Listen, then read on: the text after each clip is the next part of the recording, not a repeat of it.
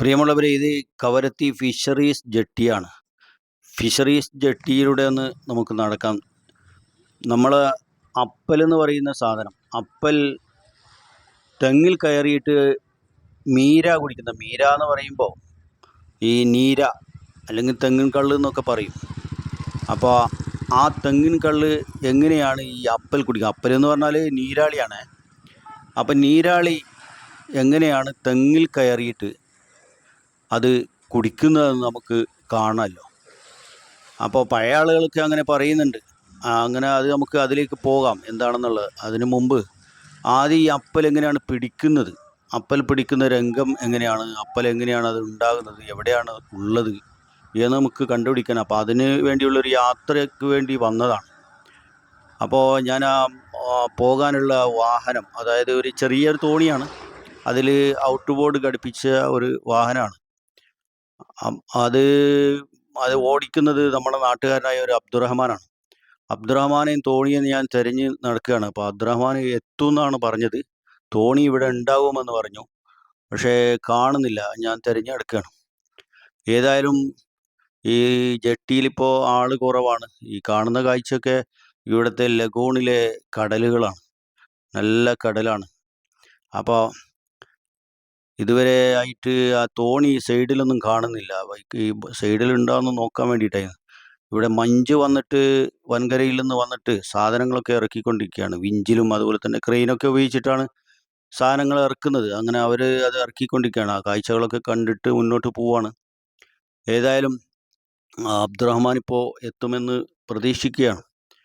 അങ്ങനെ പോകുന്ന ഇത് അരിമണികളൊക്കെ കൊത്തി പറക്കുന്ന കുറേ പ്രാവുകളൊക്കെ ഇവിടെ ഉണ്ട്. അപ്പോൾ ഇതേതാണ്? മഞ്ജു, ഒരു മഞ്ജു ഇവിടെ കിടക്കുന്നുണ്ട്.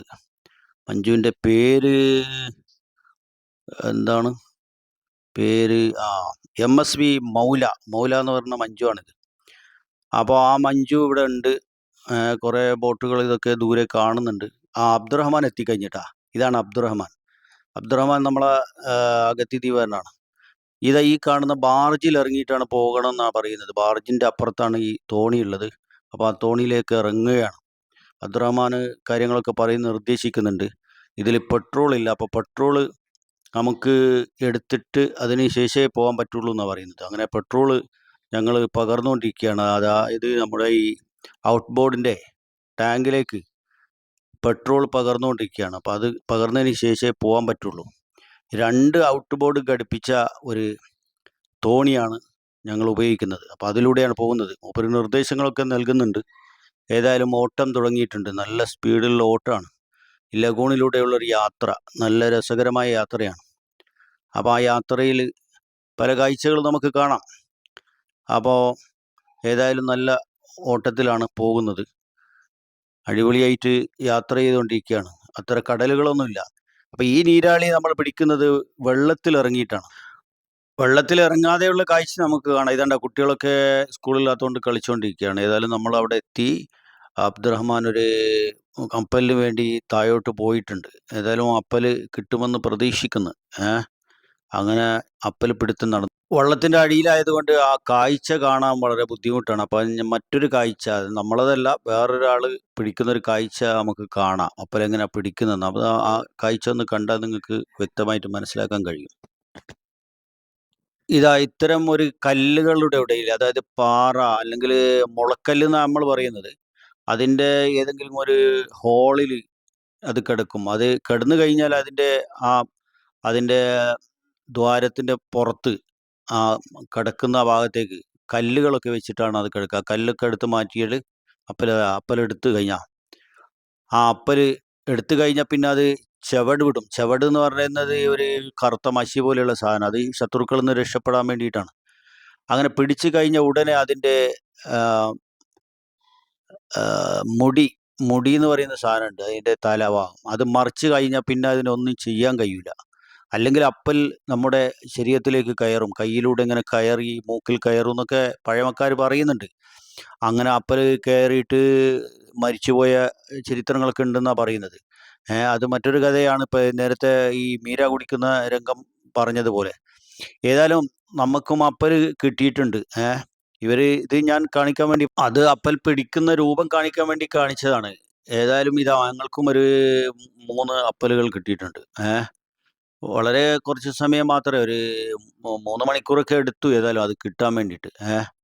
അങ്ങനെ ഞങ്ങൾ അപ്പല് പിടുത്തം കഴിഞ്ഞ് ഇതിലേക്ക് കയറിയിട്ട് കുറേ ഇരുന്ന് അവിടെ ചെറിയ ചായകളൊക്കെ കുടിച്ച് ഭക്ഷണം കൊണ്ടുവന്നിരുന്നു. അബ്ദുറഹ്മാൻ വീട്ടിൽ നിന്ന് നല്ല അടിപൊളി ഇട്ട് വന്നത് ബിരിയാണി എന്നും പറയാം, മീനിട്ട് വന്നത്. അങ്ങനെ ചോറൊക്കെ ഞങ്ങൾ ബോട്ടിൽ നിന്ന് തന്നെ കഴിച്ച് നല്ല രസമാണ്. ബോട്ടിൽ നിന്ന് ചോറ് തിന്നാൻ നല്ല രസമാണ്. കാരണം കടലിൽ ഒരുപാട് സമയം കടലിൽ ചിലവഴിച്ചിട്ട് വിശന്നിട്ട് ഈ അപ്പല് മറ്റേ തെങ്ങിൽ കയറുന്ന രംഗം അത് നിങ്ങളെപ്പോലെ തന്നെ എനിക്കും വിശ്വസിക്കാൻ കഴിയുന്നില്ല. ഏതായാലും അബ്ദുറഹ്മാൻ്റെ കുട്ടികളൊക്കെ ഭയങ്കര സന്തോഷത്തിലാണ്, അപ്പല് കിട്ടിയ സന്തോഷത്തിലാണ്. എല്ലാവരും വളരെ ഹാപ്പിയിലാണ്.